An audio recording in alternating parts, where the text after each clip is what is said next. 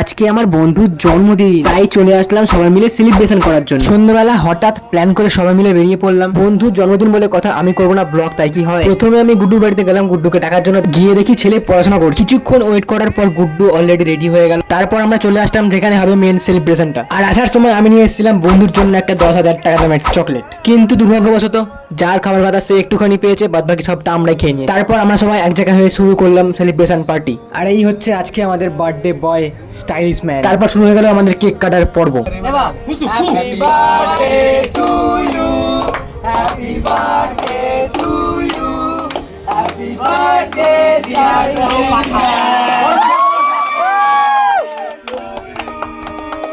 কেকটা কেটে সবার ফার্স্টে নিজের ভাইকেই খাওয়াতে গেছে। তারপর বাদ বাকি সবাইকে একটু একটু করে দিয়ে আমরা সবাই নিজেরাই কেকটা কেটে খেয়ে নিয়েছি। তারপর বন্ধু সবাইকে ট্রিট হিসাবে একটা করে সবাইকে এগ রোল দিয়েছিল। তারপর সেই এগ রোল নিয়ে আমরা চলে গেলাম বাড়ি। টাটা।